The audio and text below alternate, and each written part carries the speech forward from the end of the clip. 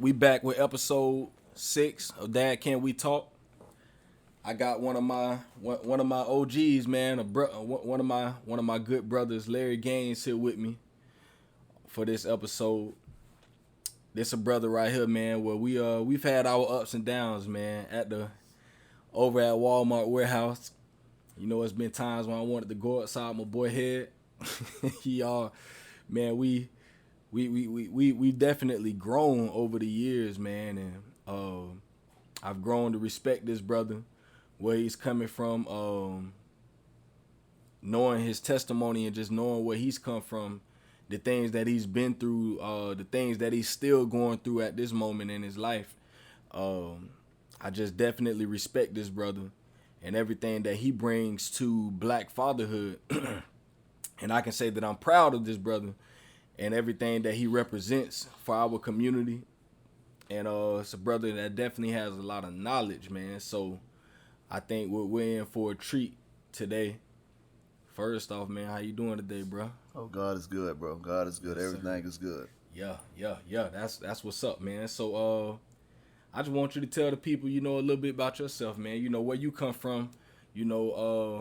What makes you you? Who is Larry Gaines? Well, from the start, me and my father, we had a rough relationship. Him and my mother, they didn't get along, so it was a lot of back and forth. But me being a young boy, I always want to be with his father. That was always a part that played in my life. So when we finally did get separated, being a young man, you're going to look for that figure, that father figure in your life to come up and to give you the respect and someone you can respect and look up to make the right choices. So me being a young man at the time made some choices and some bad choices that led me to a life that I don't want any other young brother to go through, but it made me the man who I am today, So That's real.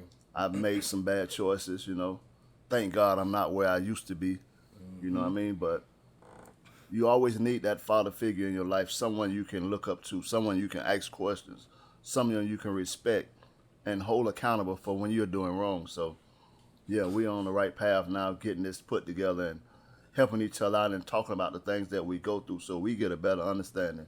We don't have those old men under the trees no more, so we have to do it for each other. That's real.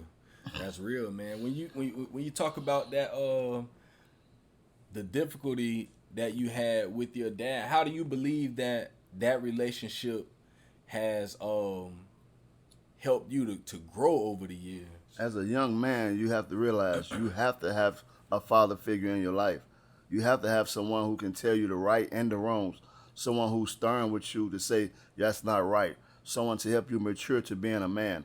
A woman can always raise a child, but they can't raise a man. That's real. And, so for me, not having it, I looked to somebody else that was in the streets, so it pulled me to the streets. Mm-hmm. So I encourage a young brother, if you don't have somebody, find somebody that you can hold accountable, that they can hold you accountable for making the right choices and doing the right things in life, because that other side ain't a good side. It's a lonely side, and that's not where we want to be. That's real. So, who were the people that stepped in for you? Who are those people that you can say, man, you know what? These men took the time out of their lives to actually give me that structure, that gave me that tough love at times, that discipline. Who are those men that stepped in the absence of your father? Who would you say did that for you? Well, to be truthful about it, as sad as it may seem to say, I found those type of men when I was behind bars. You know what I mean? Real. Because once you got in there, you in there. Mm-hmm. But it's men that had been there for a long time that know what we was gonna be confronted with, and the stuff we would have to deal with later on in life. Mm-hmm. So they pulled me to the side after I gained, my self knowledge and my self worth, and taught me, how to read a little more deeper than what I was reading, how to look at things a lot more deeper, how to survive in a situation where there's really no survival, you know what I mean? So, like I said, if we can be out here and teach them there now, they don't have to go inside there and learn. Mm-hmm. So our job as young men is, as the Bible say, as iron sharpen iron, so should brother sharpen brother. Mm-hmm. And when you are delivered, going to pick up your brother. So we have to be our brother's keeper, you know what I mean? That's real. That's real, man. I know I got a lot of brothers right now behind them bars, man, and you know, one of the sad things is, you know, at times, you know, it takes for them to have to go there for them to get it, you know, and there's some that are repentant coming out of there, you know, and I think it's a struggle for a lot of these guys, man, just being in that environment while they're in there. You know, I hear all types of stories like, bro, I gotta fight for my life while I'm in here. You know, like, I mean, I want to do right, but I mean, shoot, hey, it's trouble everywhere I look. You know, and you know, I got a few brothers right now that I'm talking with currently, man. That's in that system, man, and you know, just encouraging them. You know, when you get out, bro, you got children out here that's waiting for you, bro, and every decision that you make when you get out is gonna affect them. Yeah. And so at the time when you went to prison, did you have children at that time? Well, my first bid, I didn't. You know what I mean? My state bid, I didn't have any kids. And the mentality being around a bunch of people from Florida and having the same mentality, my mentality was, I got to get out and get rich. Mm-hmm. You know what I mean? By any means necessary, because they teach you that the white man is not going to give you a chance. Mm-hmm. But when you get out here and you find out it ain't just the white man. All right. It's a crab mentality that we grow up with that say, I don't want to see people do better. So it's not just the white man, it's the black man also. Mm-hmm. So you have to figure out in your own mind that, you know, where you want to go and what you want to do, you have to be that person. Mm-hmm. And, you know, I made some bad decisions after my first bid that landed me in a federal bid. But once you get to that level, you know, the mentality changes. It's no longer, I want to get rich. It's, I want to get rich the right way so I don't have to come back in this situation. Mm-hmm. And then I had kids. But because of my lifestyle and things I was doing, my kids were snatched away.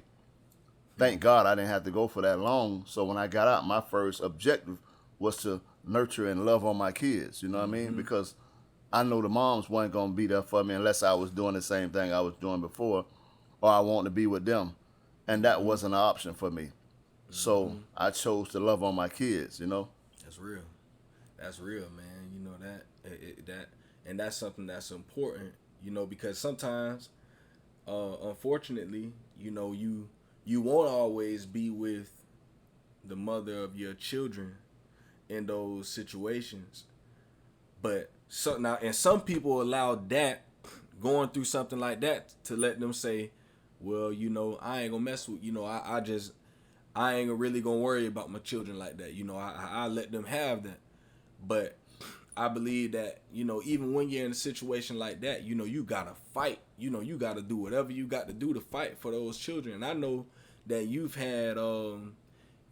been through that child support system, man. Oh, man, what a wicked system. Man, and I want you to just talk about that system. Man, just to be truthful, the child support system is just a money scheme to me, you know what I mean? We have these kids, you know what I mean, with other parents, and the fathers get a bad hand, you know what I mean? Mm-hmm. If you're a dude that want to take care of your kids, you should have opportunity to take care of your kids. But if you're not a dude that want to take care of your kids, then they should force you to take care of your kids because you laid down with her and had them. The system is set up to destroy us, man, every which way possible. I mean, how can you take money from me to support my kids when you leave it in the bank for X amount of time to draw interest off, and then you give it to them once you've made your money off of it?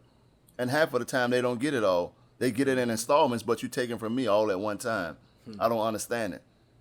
It's just the way the system's set up. It's all about the money. Florida has the worst child support system in the world.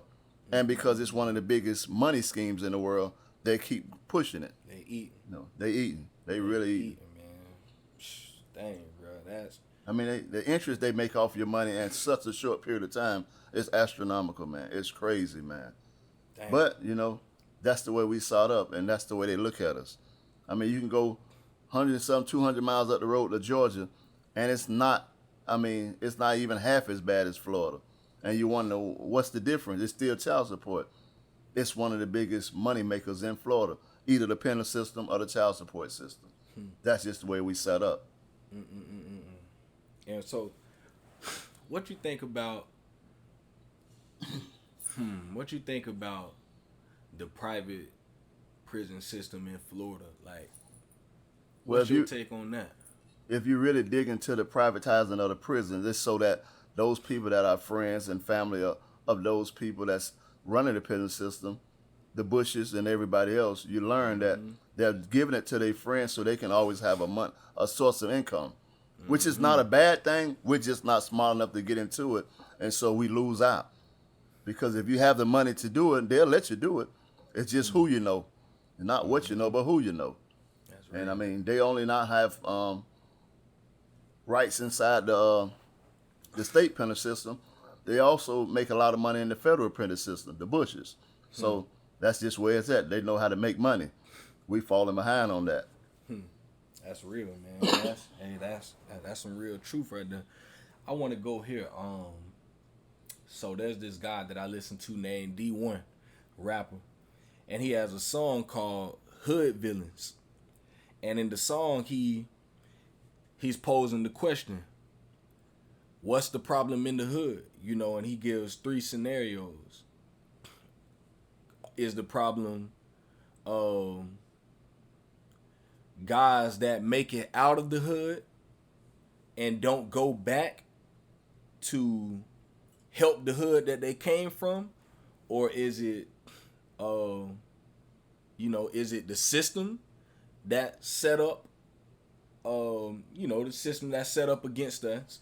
Or is it the drug dealers in the hood that's the problem? You know, those serving, those in their community and beating down the community. You can look at that in so many ways. I mean, we don't have the boats and the ships and all that to bring the drugs over here, so it's bigger than us when it comes to drugs. Because the people that actually bring it over here are getting the real money. You know, you may make a couple of $100,000. You got some that even make millions of dollars off of it. But think about the guy that's actually bringing it over here, what he's making. So the system is set up for us to be in that spot. That's why the drug game has got so out of hand, because once it reached it over to the suburban section and the whites and the hierarchy of people, and they got on it and they got messed up, that's when they came with these drug laws. But before then, before the 80s really hit, before crack really hit, man, it was so easy to make money because everybody that was involved was somebody. Now anybody can get a hustle. Anybody can make money. So it's not that, the drug game hurting us because we're not the only ones on drugs. We're not the ones bringing it over here. The system is set up, of course, for us to fail because our mentality don't want us to want more. Our mentality want us to want the easy way out. So they stick us on food stamps. They stick us on all this welfare and all these different types of assistance so that we can stay up under their umbrella, because in order to get all that stuff, they need all your information, personal information, in order to get it. So they know who you are, what you're getting, what's your income. And so they keep you in a certain bracket.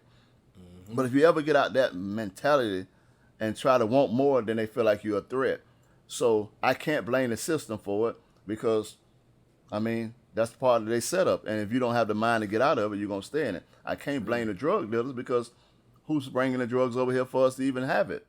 And then you can't blame the other scenario because, hey, man, if you want to get out and don't come back, that's a choice you've made. Can't nobody blame you for that because you're tired of living the systematic way. Look at the guys, the NFL players and basketball players who tried to come back and help them. They killed those guys. They robbed those guys. They talked about those guys so bad. So who want to come back and help somebody who's hurting them? I learned from an old guy a long time ago, there's 2 kinds of people. The ones that are there to help you and the ones that are there to hurt you. Which one you want to be involved in is your choice. You know what I mean? And man, there's this other guy, man. He's from St. Louis. Christian rapper named Thistle. So he's always in the hood out there, man, where he came from, reaching back, doing events out in the hood, just always giving back to the community. Man, maybe 4 or 5 months ago, he was leaving from his hood. He was like, he was leaving, he was going back to his car, and, as soon as he got in the car, he was like, somebody walk up on him, start shooting through the car, boom, boom, boom. He was like, luckily he had his gun on him, and he was able to shoot back, and they ran off. And he was just like, dang, you know what just kind of hurt me? Like, dang, dog, the same community that I'm trying to help, the same people that I'm trying to help want me dead. You know, And I don't think they want him dead. They want what he got because they're not used to having. Yeah. When people are not used to having, they'll try anything to get. Yeah. It don't matter who they have to hurt. Family, friends, enemies, they don't care. It's a mentality of the people. Because if you've never had anything and you see a guy with something, you know what I mean? You want that. You want that type of lifestyle. But you're not willing to work for it because you don't have a mentality to work for it because you assistant living. That's why it's called assistant. And people get used to that system and they don't want to come out because they get comfortable and stuck because of a mentality. That's real. You know, they always say if you want to keep something from a black man, put it in a book. We don't like to read. But knowledge is key. You know what I mean? Knowledge is key. That's real. And if you don't read nothing, if you don't like to read, then you're going to stay hid. Because they're going to put it there for you to see it. You know what I mean? But you have to read it and know it's there and understand it. That's real. So, I mean, that's what hurt us the most. And I say that all the time.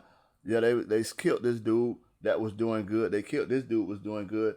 And they have all these theories as why. But I look at it like this. If you're not used to nothing, you'll do anything you can to try to get it, except work for it.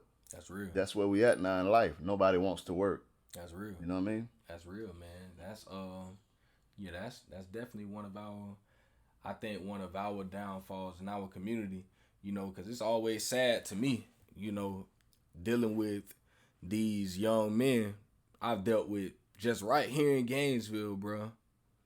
So many young men where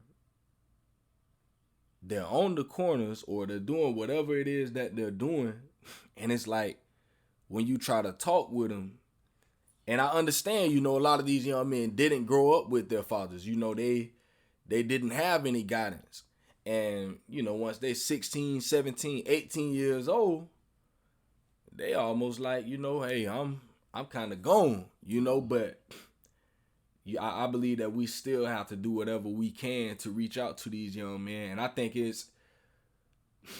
the hard part is always like you got to have something to give them because now some of these young cats do want to work, but then again, there's ones that they like, I mean, I ain't trying to work for it. Like, I mean, not like that. Like, I ain't trying to have no job if I can get it like this.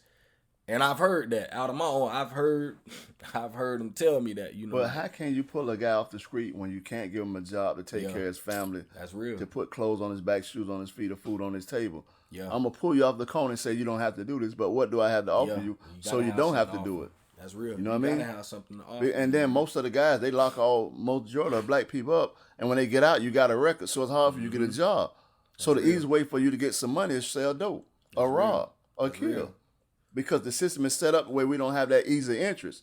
Thank God he had grace on my life and gave me a position where I had a chance to, you know, get a job and do good. But if he can do it for me, he can do it for anybody. You just got to want to do it. You know what I mean? You have to have a mentality that I'm tired of this way. Yeah. I don't want to go there no more. No matter what I have to fight through, I got to do it. Because I got kids that's dependent on me. I got family that's dependent on me. I'm dependent on me. That's real. So your mind have to change. Your mindset have to change. That's real, bro. That's real. How many kids in total do you have? 9. Ooh. And that's counting my stepkids also. You know what I mean? They're my kids too. That's real. So I can't say I have 6 kids or 7 kids, but I have stepkids that look at me as a dad too. That's real. So they mine. So when they say, what's your total? I say 9. 9. That's real. That's stepkids included. You gotta have. Because I have to feed them, I have to clothe them, I have to raise them. Just like they my very own. That's they real. are mine. So that's how I look at it. You know, boy, I be talking about my 3. Boy. Well, I ain't seen 3 in so long, boy. God. They came in twos, man. So how has that been, bro? Like, it's hard, man, trying to be a good dad and be there for your kids when the moms hate you so much for no reason. Yeah. It's hard. You're trying to instill manhood in your boys and teach the girls how to respect themselves and love themselves, but then they go into their mom house or a different type of environment that's showing them something different. How can I teach you right but show you wrong? It's impossible. I can't do it. But you have to keep fighting. That's real. And I tell a lot of people the best thing to do is cover them in prayer. Because if you can't pray your kids through, there's no way you can do it on your own. You don't have the power to do it. If God don't do it, it can't be done. That's real. Look at me. I'm a prime example. Had God never changed my life, I might be dead right now. But because he changed my life, I'm here to talk about it. And, you know, real. I thank God for every opportunity. You know what I mean? I give him the glory and the praise because he's been everything to me. Even with my job today, they told me no. I'm still there 12 years later. Yeah. You know what I mean? So That's real. it's all God. And anything other than God, it's impossible. Anything other than Jesus, because you can't get through God unless you go through Jesus. It's impossible. That's real. That's just where I'm at. What led you there, man? Like, what led you? Man, listen, to I done give your been a life? Muslim. I done been some of everything, man, trying to get right until I found Jesus, man. Ain't nothing ever changed my life to then. I laugh and joke with my wife even now about, you know, when I got out of prison, I was a Muslim in prison because I liked the structure that they had. I liked the togetherness, the brotherhood, the love they had for each other. And that what draw me to that. But I was praying 7 times a day, ain't nothing ever happened. You know what I mean? I'm on that little rug, man, with the little hat on, trying to do what's right. Ain't nothing happened. Old dude invited me to church one day, man. I went and just felt different. Yeah. You know, I got out. I was still practicing my Muslim. You know what I mean? But it wasn't what I needed. You know what I mean? Yeah. It wasn't what I needed.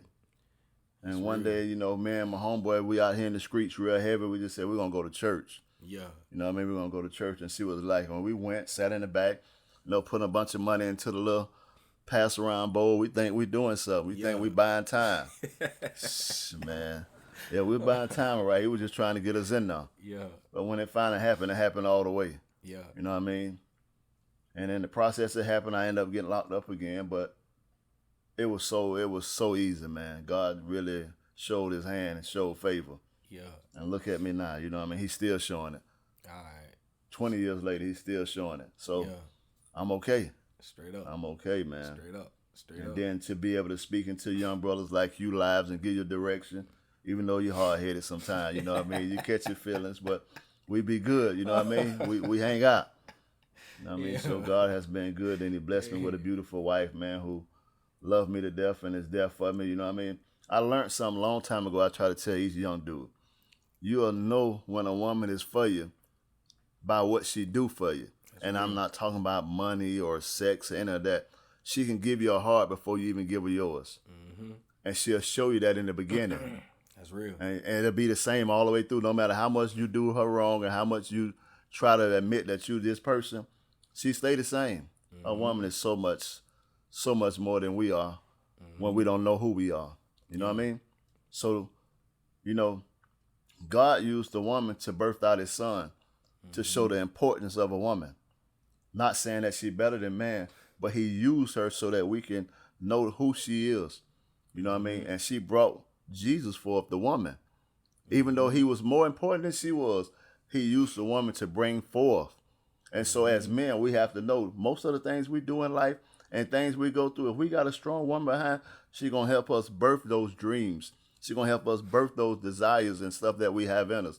And it's going to be so much easier if you allow the system to work as it was set up.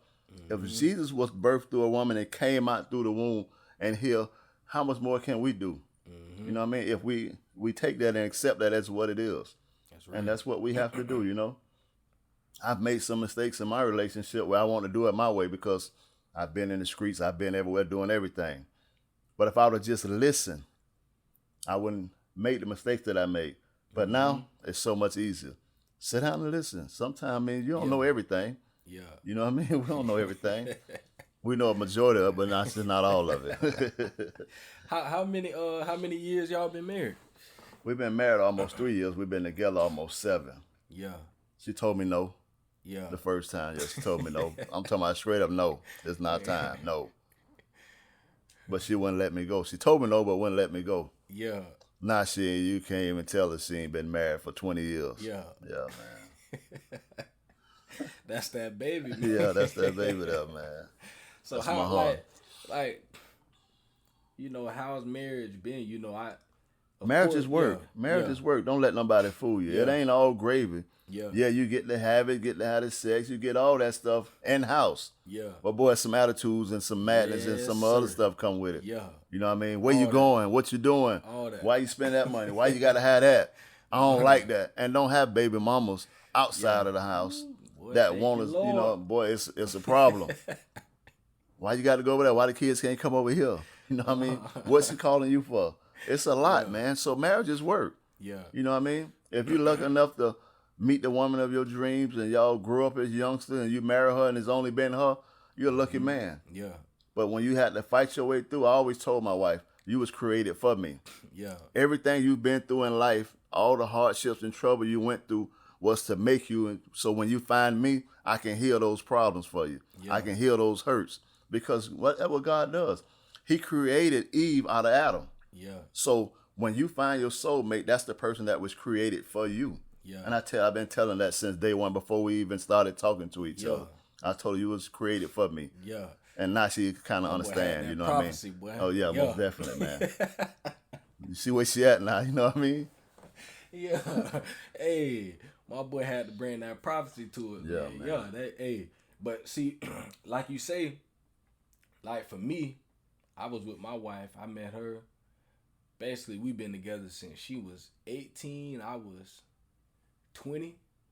So it's like, it's been like that. We've been together for so long. Well, I'm 31 now. So really this year right here this will be 11 years that we've been together. Been married this year. May will be 8 years. And like you say, it's had its ups and downs, but one thing I like, this one guy said, if it don't hurt, then you ain't loving hard. Yeah. You ain't doing it right if it don't hurt. Yeah, it's and it's like if it always feel good, something ain't right. It got to be something up. If it ain't never anything going on, like, because it's like, how can you grow? Yeah, you can't grow. How can you grow unless there's opposition? How can you grow if there isn't any type of, if there isn't something that's trying to stop you? Because those are the times when you really learn. Those are the times when you really grow. If you pay attention, the perfect picture is developed in the dark. Yeah. If you pay attention to the seed, the way it grows, it dies before it grows. Got to die. And then it's in a dark place. Yeah. So it's always opposition that makes people better. Mm-hmm. Everybody hates opposition. They want the easy way out. Mm-hmm. But trouble tells you where you're at in life. Mm-hmm. It gives you a chance to either pass the test or retake the test. That's real. You know what I mean? So we just have to understand God way. If you look at Jesus when he was going to the cross, he said, take this cup from me. Mm-hmm. He said, it's too hard. I don't want to do it. But he said, nevertheless, not my will, but your will be done. Mm-hmm. The humanity side said, I don't want it. Yeah. But the divinity side said, I'm ready to go wherever you have me to go. It's the same way in our life. Trouble shows who you really are. Mm-hmm. It's the same way when you leaving, like for me, leaving, going to prison, you get to find out who's for you and who's against you, who's going to stand by you while you're down, and who's going to be there for you when you're up. Everybody want to be with your friend when you're up. Mm-hmm. But when you're going through, who's there to say, here you go, I got your back. I'll give you that hug or that kiss and say, don't worry about it, I'm here with you. Mm-hmm. And that's the thing I love about my wife, because when I didn't have anything, fresh out, probation, everything else going through, she stepped up to the plate. Mm-hmm. I got you. She sowed a seed in my life before we even started a relationship.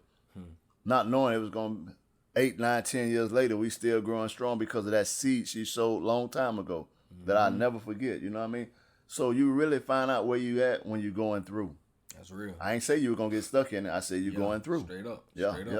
Straight up. And that's something that I've learned over the years, and just, all situations, that's just life. It ain't gonna always be sunny. I was telling my wife earlier, I'm like, it ain't rained in a good little minute. I'm like, shoot. She was like, well, I don't really care. I be liking when it be sunny, but I'm like, I like it when it rain too, because I understand the importance of the rain. Like, I don't want us to go through the whole year where it's sunny, then you get drought. Yeah. Or we can't go through the whole year either with it raining, because then you get a flood. Yeah. So it's like you got to have balance. You got to have the rain, then you got to have the sunshine. You have the rain, you have the sunshine. Yeah. You got to have both, because both are important. The rain will have its benefits. It puts that, it gives the the moisture for fertilization. for the fertilization. Yeah. Then the sun brings everything has its purpose. So it's like we can't get too comfortable with one thing. You know, some people, you always down. Like, dang, bro, it's always raining. So why? How come it's raining every day? You know, and some people you always up. And then what happens is when you always up, when you do go down, it's like the end of the world for you. It's bad, man. You know, or when it's, and the thing that I see with people, a lot of people, is they're always so down, they don't even know how to be up. You know, they don't even know how to handle the fact that something good just happened in your life, and you still complaining, bro. You don't know how to receive a blessing because you so used to always never having anything. You know, never anything going good for you. You know, in your mind, because there's always something good. There's always good. Life is good. You woke up this morning. Life is good. You know, so of course it's perspective. Yeah. Because when people say, well, ain't nothing ever good going for me, that's the way you're looking at it. Because there's always something good going, you know, but at times we ain't got our eyes on that. And you know, that's the type of stuff I be trying to explain to my daughter. You know, she's 6 and she's always complaining about something. And I'm like, her thing is, well, this don't ever happen, or this don't ever go good. And I'm like, girl, you just got something yesterday. You know, I just bought you something yesterday. But now today, something didn't go your way. And now, life just sucks. But like yesterday, it was just, life was the most great thing in the world. It's like, you know, and I'm always trying to teach her at this time of her life. And the thing I'm trying to teach her is take life as it comes. Sometimes it's going to be down. Sometimes it's going to be up. And that's, I'm trying to teach it to a 6-year-old. I think our biggest problem today as a society is we want so much for our kids. We forget how to make them work for it. Make them respect what they have. And not cherish what they have, but respect what they have. Because we give them so much so easily till they feel like we owe them that. And when we don't do it, now we the worst in the world. But I remember growing up, you had to go out to the watermelon field. Yeah. You know, you had to do all this hard work in order to get a pair of shoes. Yeah. During the summer, we used to attach a lawnmower to the back of our bicycle and go cut yards just to go to the skating rink that night. You know what I mean? But you tell a kid that, go cut some yards or, you know, go do this or go do that. You have to argue with them not about anything. Everything. Because they don't want to do nothing. But what type of kids are we raising? Because when they get older and you're not able to do it, what they going to end up doing for it? You know what I mean? But we don't look at it like that because we love our kids. That don't mean our parents didn't love us back in the days when they had us doing all this extra work. But we know how to work for it. We respect what we have. We look at things different. That's real. Now life is about, what can I get? Can I have this? Can I have this? Can I have this?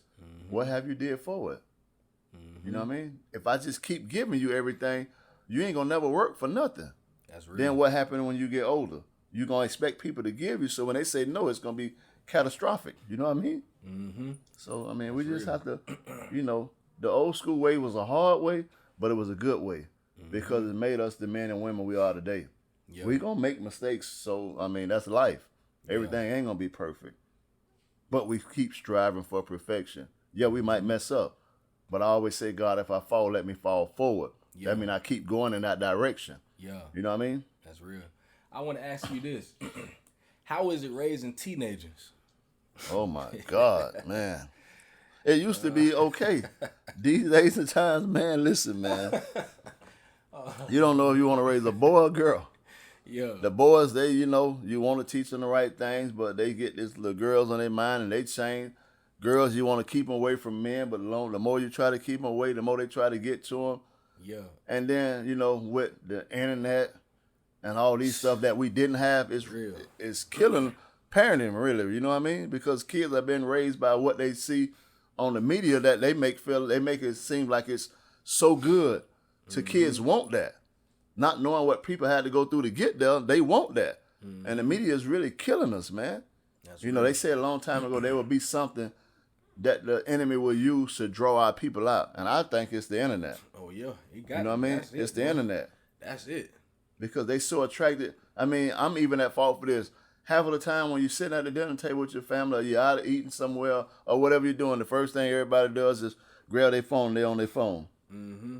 Them trying to see what everybody else doing on Instagram or Facebook and everything else. That's real.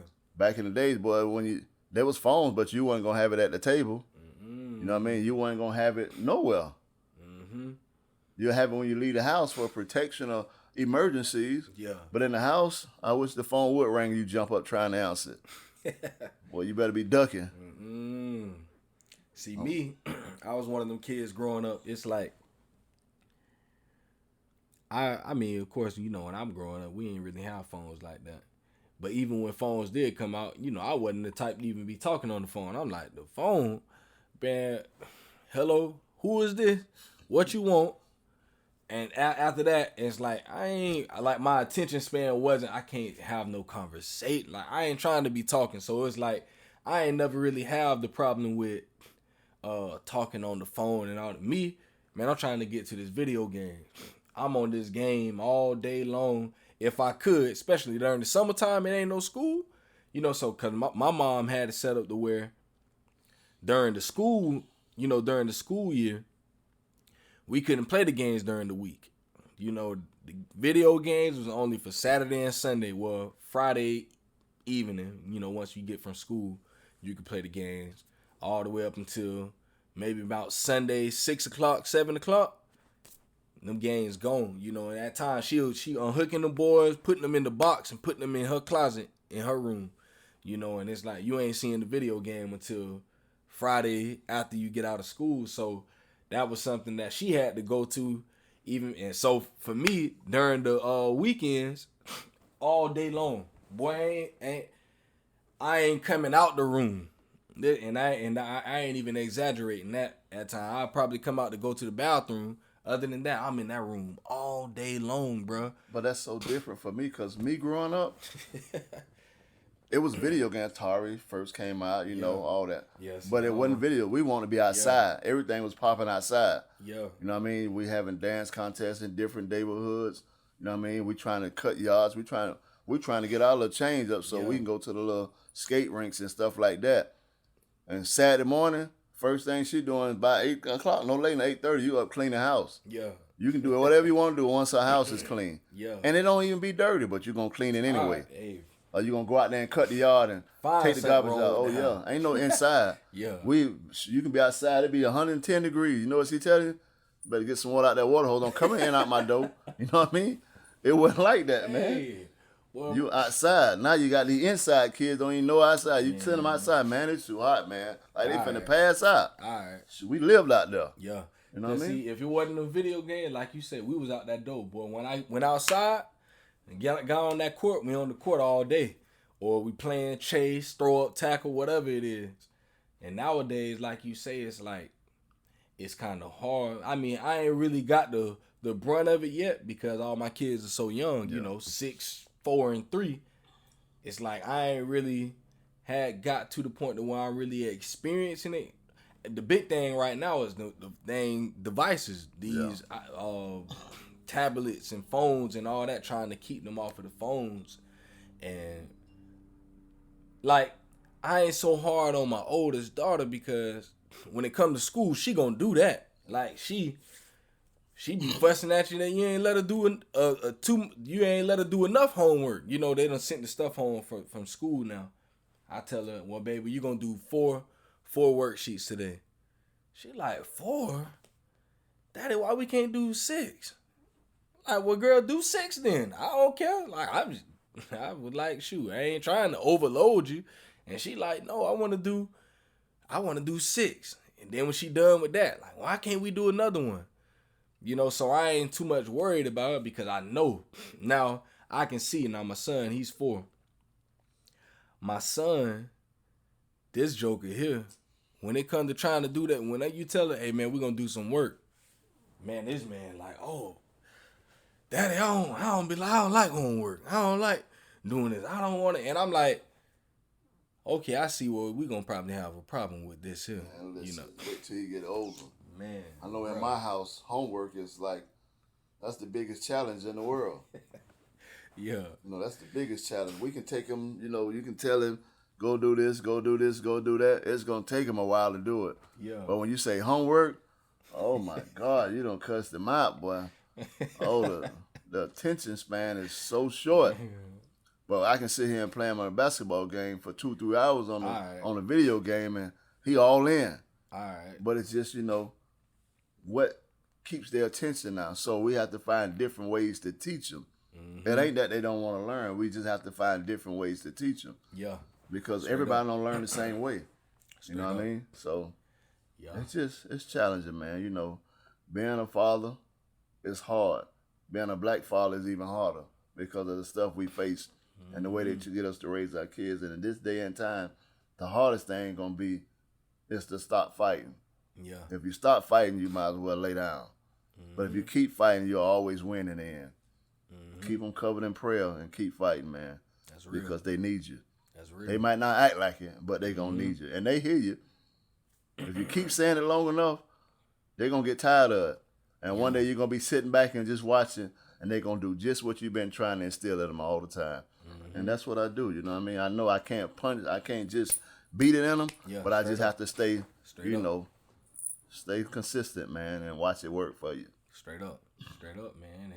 And that's why, that's one of the things that I wanted this podcast to be something where, I'm not trying to highlight that, we're some perfect daddies out here or something. That ain't the point of it. The point of it is to say that, we are dads out here that's trying, we ain't giving up. Yeah. We ain't gonna let it just be like, well, this didn't work. Okay, I give up now. Nah, it ain't no giving up. We gonna keep going. We gonna continue to strive to be better dads. We're gonna continue to strive to take care of our families and do whatever it is that we can do. And I believe that's just that's an important thing, especially like you say, for black fathers, And I believe it's something that we've been doing for a minute. But I feel like people haven't highlighted it, and people make it look like it's, something that's weird or strange, when they see us with our children. And it's like, like, why you looking at me like, like I did something that's like a miraculous thing? Because they're not used to that. I remember going to my kids' school and eating lunch with them and doing stuff with them. And I heard a teacher tell my daughter one time, you should be really happy your dad come eat with you all the time. It's very rare that we see a black father coming to spend time with their kids. And I'm like, wow, this is a white lady saying this. Yeah. You know what I mean? A Caucasian female. I'm like, wow, that's how y'all look at us. So I would never stop. That's real. You know what I mean? Even with my son, going to court back and forth with him and going through things with them, they're like, man, your dad is here with you. You know what I mean? Your mom had a chance to be here, but your dad is here. That's not something that's common. So we can't give up on them because, I tell any father the best thing to do is put God first and keep fighting. Straight up. You know what I mean? As long as you put God first, everything going to work out. It may not seem like it, but it's going to work out in your behalf in the end. That's real. You just got to stay faithful, man, and stay consistent, man, and keep fighting a good fight. That's real. You know what I mean? That's real, man. That's on point. I think we done hit on a lot of points here. Today, with this episode, it's been surefire, man. I think you done hit on so many points already. Just very important things that, even things that I'm gonna take away from, and I just pray that, for those out there that's going to listen to this, I just pray that they'll hear these words, man, and go running with it, man. You definitely, like I say, man, you got experience, bro. Like 9 of them, bro. That's experience for you, And I know all of yours range in age, man. So, you've experienced, like they say, the terrible twos, and the what they call them, tweens. Yeah, tweens. And then the teenagers, and then you got adult children. Yeah. So it's like you've seen it, bro. You definitely you've seen it, you've experienced it, and you know, like I say, bro, like I'm definitely proud to know that, you know, I know that's you're just another good father that I know, you know, and I'm always proud when I see my brother standing up in the paint because, you know, we got to put on, bro. You Got know, to. they might count us out, you know, even though, and this is something that I always say, there was a study a few years back that showed that black fathers are actually the most involved, you know, but that ain't something that they put out there like that. They ain't gonna put that. They ain't putting that out there like that. So even if they don't, you know, we still gotta put on. You know, we gotta put on for our family, for our children, and show people that, you know, we ain't no different from nobody else. You know, we take care of our children just like every now. Some of us might not be in the home with our with our children, but that's with every demographic. You know, Yeah. that's with everyone. So, you know, we just like everybody else. We got children. We love our children just like anybody else would love their children. You know, and we gonna make sure that our families eat. You know, we gonna do that. You know, and By any means necessary. we gotta do that, bro. We gonna make sure of that. And with this podcast, I'm gonna put on for it. You know, I'm gonna make sure that that's something that's out there. I'm gonna change that narrative where, you know, well, black fathers ain't this or they be, you know, the black man is absent. All this stuff, man. We're gonna have to kill that narrative. And for those black fathers out there that aren't, that are actually absent, when I run into these brothers, I'm going to tell them about themselves. Yeah. And I'm going to encourage them brothers because I believe that some men have been beat down so bad to the point to where, and at times they beat themselves down. You know, this is something that I experienced with my dad. I believe that he wasn't there for us growing up. And as we've all got older, I think my dad has 8 children in all. And he wasn't there like that for any of us, like actually in the home and taking care. That wasn't him. And as we've gotten older, you know, we've all tried to reach back out to him. And one thing that I had to let him know was that, bro, just because you wasn't there for us growing up, don't mean that you can't do better today. You know, and that's something that I'm always, you know, just encouraging them, man, bro, I still need you, bro. Yeah. I still love you. You know, I still call them pops. You know, bro, you my daddy. At the end of the day, I thank God for all of the other men that did step up for me and, you know, give me the guidance that I needed. But I still need you too, bro. Yeah. Like, I want you to be a part of my life just as much as other men that I value. Like, bro, you still are my daddy, and we can't change that. You know, ain't nobody gonna ever change that. Like, people always say you only get one mama, and my thing be you only get one daddy too. Yeah. You know, like my children, it ain't gonna never be another man that's gonna love them like I'm gonna love them. Straight up, like I'm gonna love my children to the end of me because I know that, you know, I have the power within me, bro, to really influence everything, every part of their life. I have that in me, just like their mom does, you know. And I think because of how black moms have stepped up over the years, and I thank God for these black mamas that, you know, when these daddies did leave, that they did what they did. And so over the years we've developed these sayings like, you know, you ain't gonna never have another mama, you know, or, you know, ain't nobody gonna love you like your mama do. And now that I have children of my own, I'm like, I know my wife love our children, but I love them jokers too. Like, so it ain't no competition, but it's like, no, I love my children too. So it's like, it ain't the fact that it ain't nobody gonna ever love you like your mama it ain't gonna be nobody that's gonna love you like your parents do. Because we both love them kids, man. And my thing is, I want to make sure that my kids know for the rest of their lives that, man, my daddy loved me.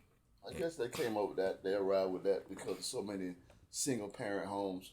So many black men put in prison, so the woman had to raise them by themselves. It's real. Men just not being there because they don't want to handle the responsibility. You know what I mean? And so the woman had to step in because that's who they're gonna be with at the end of the day, no matter what, the woman. But now that you have men that stepping up and want to take that place and want to stand their ground and say, I love them too, they're gonna see it different. That's real. And we just got to make sure that we're those men that say, I'm going to be there no matter what. Straight up. I know she going to be there, but I'm there too. Straight up. Give me the same respect. All right. Straight up. What I mean? Straight up, man. Straight up. So, I think we can end it there, man. We ain't got to say too much more, man. We've hit on a lot of topics. You definitely dropped some gems, man. Some things that I believe that people will be able to take from. And like I say, bro, you know, I appreciate you, man.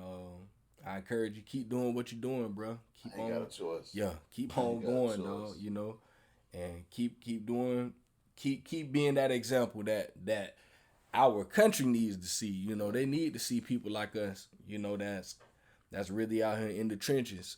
You know, and not just trying to be fathers to our children, but those in the community that don't have that, you know, because there are fatherless children out here, and they need to see, you know, other black men that are doing good for themselves and would show them that love, you know, because it, like you say, man, it's a lot of kids out here, bro, that they don't have that, and they need, you know, we might be the man to step up for them, bro, you know, and that one kid out there that's in the streets, some people might look at him like he ain't gonna never be nothing.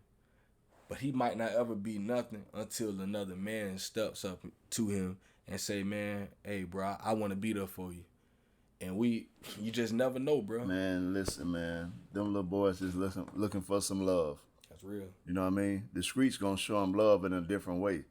But they need some real genuine love. That's all they looking for. Because they ever get a man to come and tell them I love you, or to grasp him and hold him and hug him and say, man, I'm there for you, man, you see a totally different person.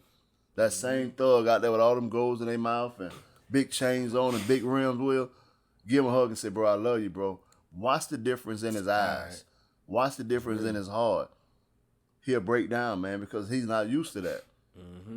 I learned a long time ago when I was away, when a dude tell you he love you, it means something. That's real. It hold weight. And he was there to cover you and have your back all the way. No homosexual type stuff. That's this real. straight up men that's saying, real. I care about you, bro, and what you go through. That's real. And if we can get back to doing that, man, it's hard for a man to say I love. It's hard for most of them to tell their wife that. But to tell another man, I love you and I respect you and I want the best for you, it's totally different, man. And until we can get to the point where we can do that and it be accepted the way we saying it, man, we're going to be lost. It's real. That's real, man. Don't get no more realer than that. Well, yeah, we'll end it right there, man. So, for those out there that's listening, y'all stay tuned. You know, I definitely got a lot of other men that I'm gonna be bringing on. You know, we're gonna continue to keep this train moving, and I believe that we're gonna change the narrative with Dad Can We Talk. So I appreciate everyone out there showing support. I appreciate everyone out there that follows the Facebook page. I appreciate everyone that's listening on Apple Podcasts. Everyone out there listening on Spotify. I appreciate, you know, everything, you know, everyone that's been showing support, man. It definitely means a lot to me, you know, to see that there's people out there supporting it. So if you do support and you do listen, you know, tell someone else, tell another man, you know, share these links. You know, I always post the links on Facebook and on Instagram. If you know another man, even the women out there, I know there's a lot of women out there supporting also, you know, shout out to all the women out there that's been supporting. If you know a man that you know needs to hear this, send them the link. You know, I just encourage y'all, you know, don't allow what's been the norm for you. I know there's some women out there that's haven't, you know, had their baby daddies there or whatever the case may be. continue to encourage that man, you know, encourage him and let him know that their children need him. You know, you ain't got to beat them down. You know, just continue to just put it in his ear, you know, and one day I believe he'll hear you. And if you need to, send him the link, you know. What this is, the 5th episode, the 6th episode. That's 6 men that have shared stories in this range. I mean, the first guy, my man Adolf, he was, you know, in his 50s, you know. Then I had a couple young guys on, and Mr. Larry, you know, I ain't gonna call Mr. Larry old, but he an OG, you know, he up there, you know, he had plenty of experience. So send them these links, you know, and encourage these dads to listen, because I just pray that there would be some dad out there that would hear something that we said and say, you know, I just want to do better, you know, because we all can do better, you know, we can all do better. And that's what I want to do. I want to encourage men to just be better, you know, better than what we were in the previous day. Every day we wake up is a blessing. So, yeah, man, I appreciate all the support out there that everyone has been giving me. As y'all, for those that can see on the camera, my man Larry got the Dad Can We Talk shirt on. So I do have shirts right now. I've been giving them to all of my interviewees, and I'm thinking about getting another shipment, because a lot of people been asking me about the shirts, and I think I'm gonna have some for the sale, man. $10, man. You know, if you just want a shirt, you know, if you want to just support the movement, I definitely appreciate that. So I have some more information about that on the Facebook page. Y'all just stay tuned. Appreciate y'all out there that's listening.